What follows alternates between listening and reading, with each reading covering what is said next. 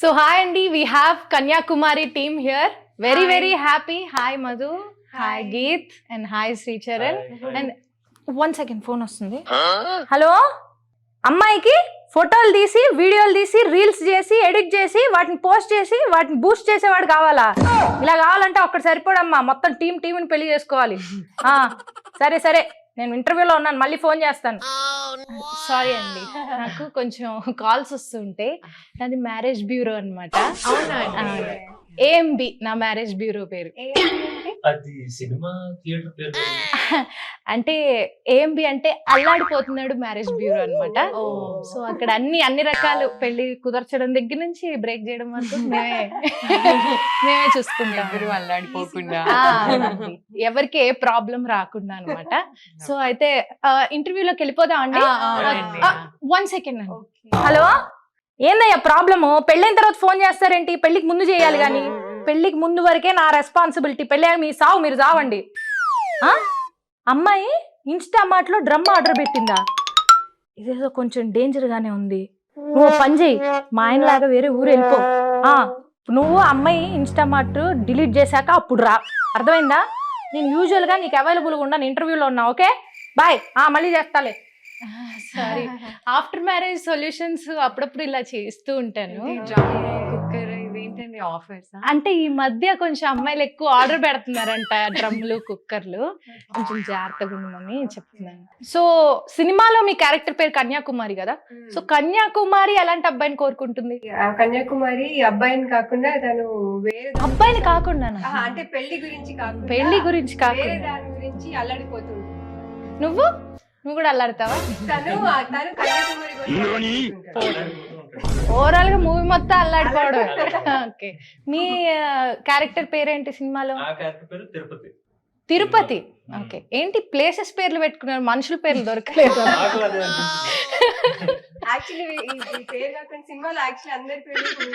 ఊరి పేర్లు. ఓ, నాకు అదే మీ ఊరు నుంచి అనుకుంటే ఏదో సంబంధం వచ్చింది. భద్రాచలం ఎవరో ఫోన్ చేశారు నాకు, శ్రీశైలంతో పెళ్లి చేయండి అని చెప్పి ఫోన్ చేశారు.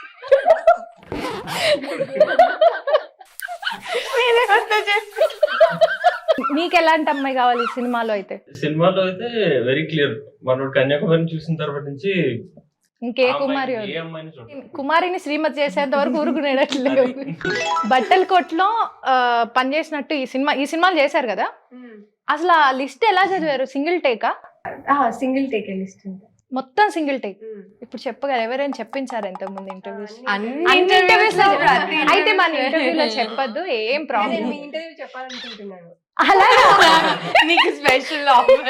నాకే చాలా బాగుంది. మేము ఎలాంటి రకాల శారీస్ అమ్ముతాం అంటే synthetic crepe silk, Kuppadam, Banaras, fancy, chiffon, georgette, organza, Pochampalli, Gadwal, Venkatagiri, Mangalagiri, Dharmavaram, Polavaram, Madhavaram, Kerala cotton, Karishma cotton, Meena cotton, మా దుర్గా కాటన్, లక్ష్మీ పట్టు, కంచి పట్టు, ఉప్పడ పట్టు, కృషి పట్టు, Ambika saris, satin saris, plain saris, silk saris. Coffee తాగే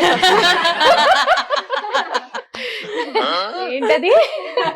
synthetic crepe silk, Kuppadam, Banaras. ఇంకొకసారి వింటే నీకు వచ్చేస్తుంది. ఇంత పెద్ద లిస్ట్ ఇంత బాగా గుర్తు పెట్టుకోవడం great. So Madhu, coming to you. Shoot అయినప్పుడు సెట్ లో ఉన్నావా? Actually the whole journey with them towards the end నుంచి నాది స్టార్ట్ అయింది. వాళ్ళ ఫిల్మ్ టువర్డ్స్ ద ఎండ్ వచ్చినప్పుడు మెత్తే. యాక్చువల్లీ ఇంత చిన్న స్మాల్ వరల్డ్ అని నేను ఎప్పుడు అనుకోలేదు. నేను వాళ్ళ ట్రైలర్ చూసినప్పుడు I never thought that I will be coming forward to present this film and all of that just happens. So it's a very sweet film. చాలా ఆర్గానిక్ గా, చాలా ముద్దుగా ఉంటుంది వీళ్ళిద్దరు ప్రేమ కథ స్క్రీన్ పైన. హలో, పెళ్లి జరుగుతుంటే ఫోన్ చేస్తారేంటండి? నేను ఇక్కడ ఇంటర్వ్యూలో ఉన్నాను కన్యాకుమారి అనే టీం తోటి. పెళ్లి కూతురు బాయ్ ఫ్రెండ్ వచ్చాడా, వాడికి విస్తరేసి అన్నం పెట్టి పంపించేసేయండి, దాన్ని నా ఫోన్ చేస్తారేంటి? ఎన్ని పెళ్లిళ్ళకి ఎంతమంది బాయ్ ఫ్రెండ్ వచ్చారు, హ్యాండిల్ చేసుకోవడం తెలీదు వీళ్ళకి. సారీ అండి. మీరు ఎవరి పెళ్లికైనా అలా వెళ్ళారా ఎప్పుడైనా?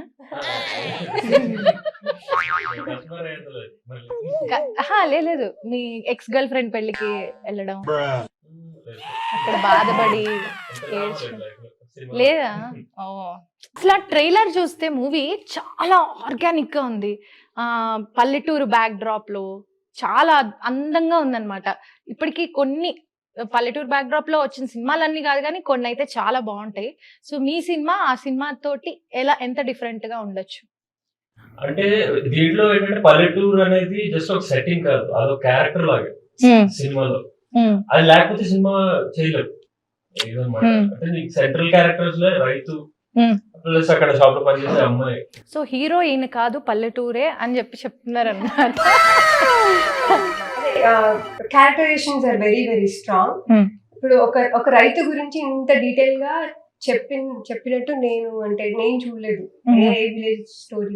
ఈయన రైతు గురించి చాలా బాగా ఇన్ డీటెయిల్ గా చాలా బాగా చూపించారు. Very interesting. ఇంకా ఇందులో అమ్మాయి పల్లెటూరు అమ్మాయి ఒక టౌన్ కి వెళ్ళి వర్క్ చేస్తుంటుంది, తన షాపింగ్ మాల్ లో సేల్స్ లాగా చేస్తుంది. తన లైఫ్ కూడా చాలా ఇంట్రెస్టింగ్ ఉంటుంది, అది కూడా మనం ఎప్పుడు చూడలేదు సినిమాలో.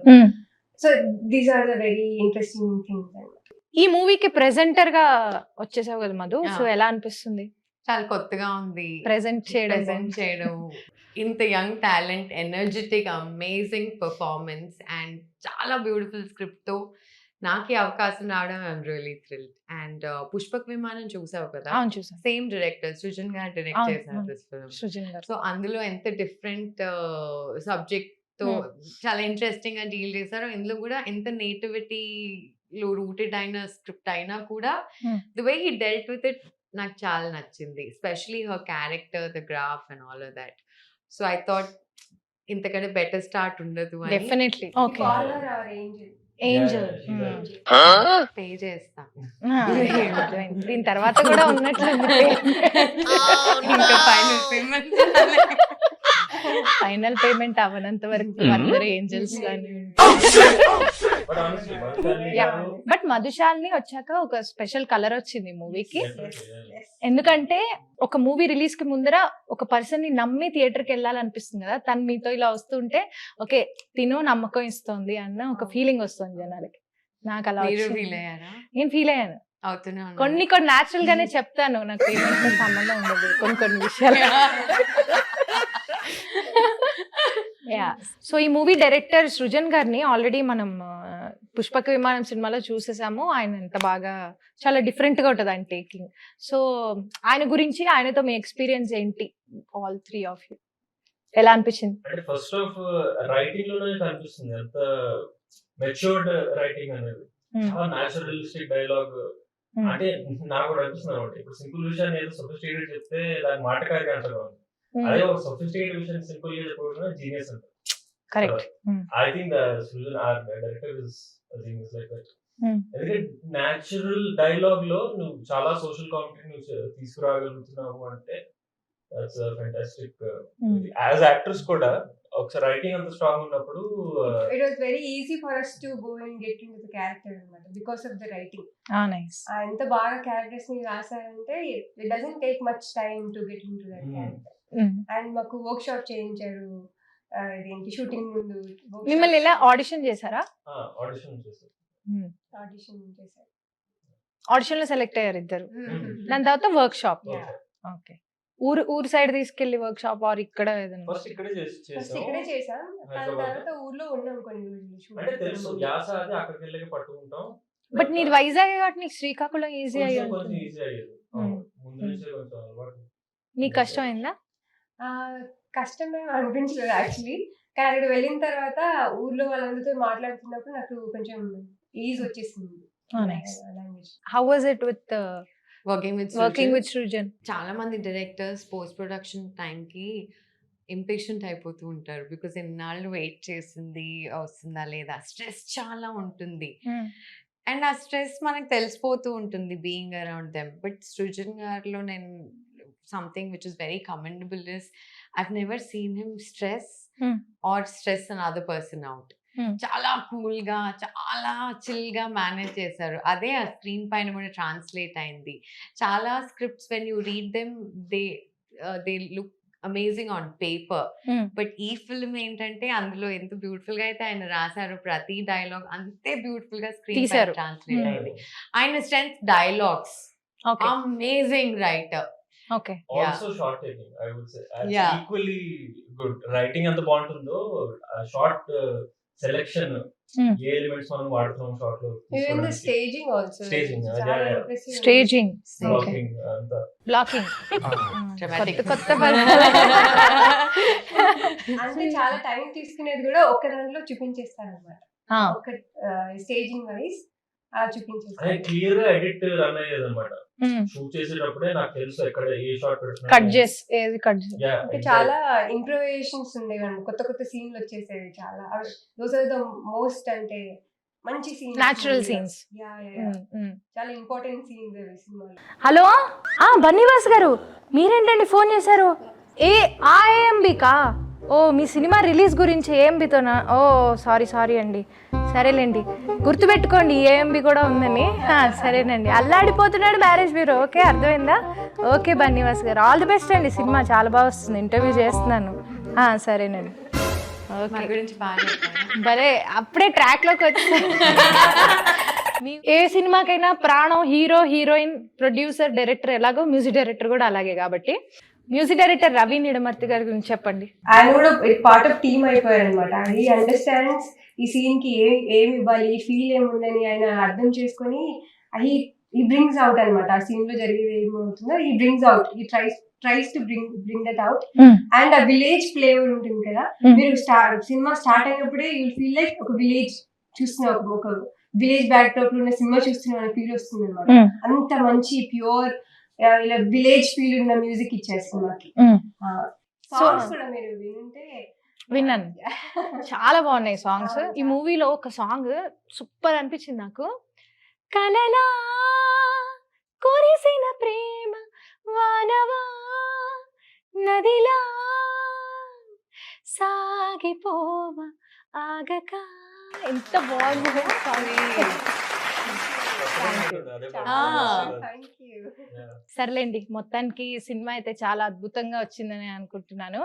ఎందుకంటే మా మధు నమ్మకం పెట్టి ప్రజెంట్ చేస్తుందంటేనే మాకు బాగా నమ్మకం కుదిరింది. అండ్ బన్నీవాస్ గారు సాధారణంగా నార్మల్ స్క్రిప్ట్స్ ఏవి తీసుకోరు, ఆయన ఎప్పుడు చాలా ఒక స్టాండర్డ్ ఉన్నవే సెలెక్ట్ చేసుకుంటారు కాబట్టి. అండ్ డైరెక్టర్ గారు కూడా వెల్ ప్రూవెన్ కాబట్టి. అయితే కన్యాకుమారి సినిమా ఈ వినాయక చవితికి బ్లాక్ బస్టర్ హిట్ అవుతుంది. ఓకేనా? వేరే సంబంధం వాళ్ళు ఫోన్ చేస్తున్నారు. హలో, ఏంటి ఐదో పెళ్ళి అని చేస్తామండి, 50వ పెళ్లి కూడా చేసాం మొన్న ఒక ఆయనకి. ఏం కావాలండి? ఆయనకి 80 ఏళ్ళ, అమ్మాయి 30 ఏళ్ళు ఉండాలా. 30 ఏళ్ళు అంటే కొంచెం కష్టమే. ఆయన 80 ఏట ఎందుకు పెళ్లి చేసుకుంటున్నాడు? ఓకే, జీవితంలో 70 సంబంధాలు చూశాడు ఆయన. సర్లే, ఇంటర్వ్యూ అయిపోయాక ఫోన్ చేస్తాను. ఎలాగోలా ఆయన పట్టుకుని ఉంచు, లైన్ పోకూడదు మనకి ఎలాగైనా, సరేనా?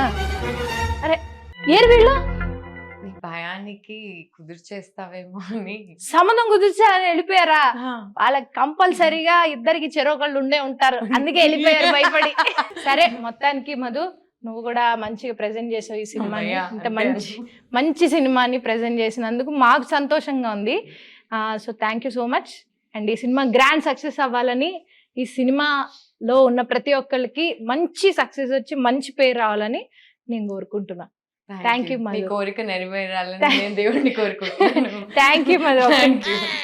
హలో హలో, ఓకే అండి. ఏంటండి సంబంధమా? వస్తున్నా పెళ్లి మండపంలో పిల్లాడు లేచి వెళ్ళిపోతున్నాడా? సరే వస్తున్నా, నాగండి. వాడిని అక్కడే ఉన్నామని లేచిపోమనకండి.